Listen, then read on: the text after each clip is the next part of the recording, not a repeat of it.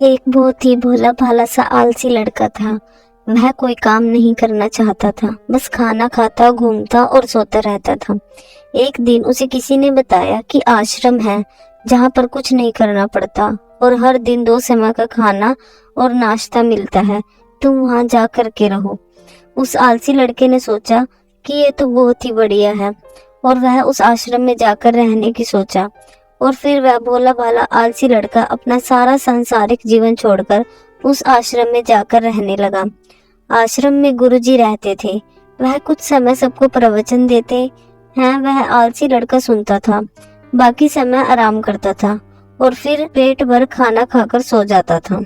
ऐसा ही उस लड़के का दिन गुजरता गया। एक दिन उस आश्रम में कुछ भी नहीं बना। नाश्ते के समय नाश्ता नहीं मिला। उसने सोचा नाश्ता नहीं मिला, भोजन तो मिलेगा। अब भोजन का समय भी उसे भोजन नहीं मिला। लड़का दौड़ कर गुरुजी के पास गया और उसने पूछा कि आज भोजन क्यों नहीं बना। गुरुजी ने कहा कि बेटा, आज एकादशी है और जितने भी आश्रम के सदस्य हैं उनका उपवास है और तुम्हारा भी आज उपवास है। आज भोजन नहीं बनेगा। वह लड़का आलसी था और उसे भूख भी बहुत लगती थी। उसने गुरुजी से बोला कि मैं उपवास नहीं रहूंगा, मुझे भूख लगी है, मैं खाना खाऊंगा। गुरुजी ने बोला ठीक है, जाओ भंडार में से सामान ले करके आओ और आश्रम में नहीं, बाहर ले जा करके बना लो। लेकिन याद रखना, भोजन बनाने के बाद सबसे पहला भोग भगवान को लगाना और फिर तुम प्रसाद पाना। वह लड़का बोला ठीक है और फिर अनाज लेकर नदी की ओर पहुंचा। भोजन पकाने लगा, तैयार हुआ। उसके बाद कहने लगा कि भगवान श्री राम आइए, पधारिए, भोग लगाइए।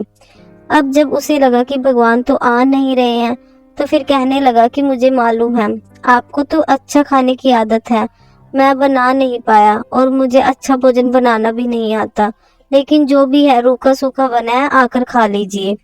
भगवान श्री राम उसकी सरलता पर बहुत ही प्रसन्न हुए और उस लड़के को दर्शन दे दिए। उसने देखा कि भगवान श्री राम आए हुए हैं और उनके साथ में माता सीता भी आई हुई है। लेकिन लड़के ने तो सिर्फ 2 लोगों के लिए ही भोजन बनाया था, एक अपने लिए और दूसरा भगवान के लिए। और अब क्योंकि भगवान के साथ माता सीता भी आई हुई थी, तो उसने उस भोजन को माता सीता और भगवान के सामने ग्रहण करने के लिए रख दिया। भगवान श्री राम और माता सीता ने भोजन किया और उसके बाद जब वह जाने लगे तो यह भोला सा आलसी सा लड़का बोला कि प्रभु आप आए, दर्शन दिए, बहुत अच्छा लगा। मुझे खाने को कुछ नहीं मिला, लेकिन कोई बात नहीं। लेकिन आपसे एक विनती है कि अगली बार जब आप आएंगे तो कितने लोग आएंगे ये बता दीजिए, ताकि मैं उतने लोगों के लिए भोजन बनाकर रख सकूं। भगवान श्री राम मन ही मन मुस्कुराए और फिर अंतर्ध्यान हो गए।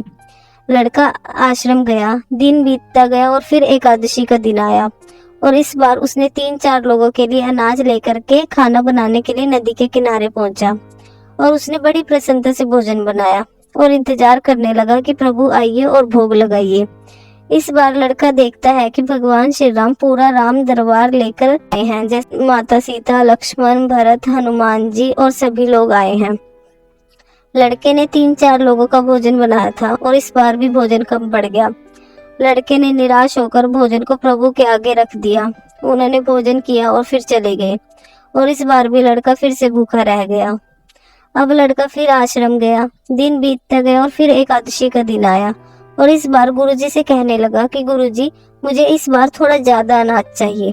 गुरुजी सोचने लगे कि यह इतने सारे अनाज का करता क्या है, कहीं इसे बेचता तो नहीं है। फिर उन्होंने कहा कि ठीक है, भूख से परेशान रहता है।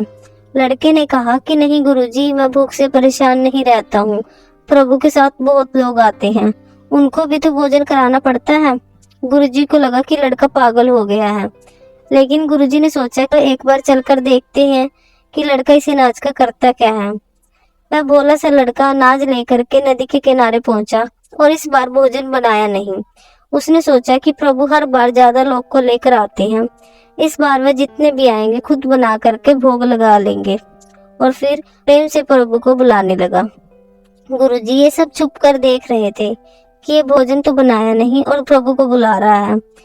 लेकिन लड़के ने देखा कि इस बार प्रभु के साथ बहुत से लोग आए हुए हैं, तो उसने प्रभु के सामने हाथ जोड़ करके कहा कि प्रभु माफ करना, आप बहुत सारे लोग आते हैं और मुझे संख्या पता नहीं होती है, मेरी हिम्मत भी नहीं होती है कि इतने सारे लोगों के लिए भोजन बनाऊं। आप स्वयं आइए, बनाइए, खाइए और भोग लगाइए। प्रभु मुस्कुराते हैं और अपने साथ आए सभी लोगों के साथ मिल करके भोजन बनाते हैं। गुरुजी ये सब छुप करके देखते हैं और फिर लड़के के पास आकर के कहते हैं कि तुम ये क्या कर रहे हो। लड़का कहता है कि गुरुजी आपको दिख नहीं रहा है कि भगवान श्री राम पधार चुके हैं, माँ सीता आई हुई है, हनुमान जी आए हुए हैं और भी सभी लोग आए हुए हैं, भोजन बना रहे हैं। गुरुजी ने बोला कि पागल हो गया है, मुझे तो कोई दिख नहीं रहा है। लड़का गुस्सा हो गया और बोला, प्रभु आप ये क्या कर रहे हो? एक तो मुझे भूखा रखा है और गुरुजी को दर्शन नहीं दे रहे हो, जो मुझे पागल समझ रहे हैं। कृपा करके गुरुजी को दिख जाओ। भगवान बोले, नहीं, मैं इन्हें नहीं दिख सकता। लड़का बोला, क्यों नहीं दिख सकते? मेरे गुरुजी तो बहुत महान हैं, बहुत बड़े ज्ञानी और ज्ञाता हैं। भगवान बोले, हाँ ज्ञानी और ज्ञाता होंगे, लेकिन तुम्हारी तरह सरल नहीं है। जो सरलता तुम में है वह तुम्हारे गुरुजी में नहीं है।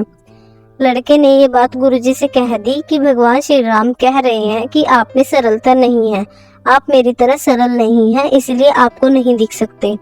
गुरुजी की आंखें नम हो गई और रोने लगे और बोले कि बिल्कुल सही कहा, मेरे अंदर तुम्हारे जितनी सरलता नहीं है। और फिर माफी मांगने लगे। फिर भगवान ने गुरुजी को भी दर्शन दिए। ये कहानी हमें सिखाती है कि जीवन में सरलता सबसे आवश्यक है। जितने सरल बने रहेंगे उतना जीवन में आगे बढ़ते चले जाएंगे। जब आप सरल होते हैं तो आप खुद भी मुस्कुराते हैं और दूसरों को भी मुस्कुराने की वजह देते हैं। तो दोस्तों ये थी आज की कहानी। उम्मीद करते हैं आपको पसंद आई होगी। चैनल को सब्सक्राइब और वीडियो को लाइक करना ना भूलें। Thank you.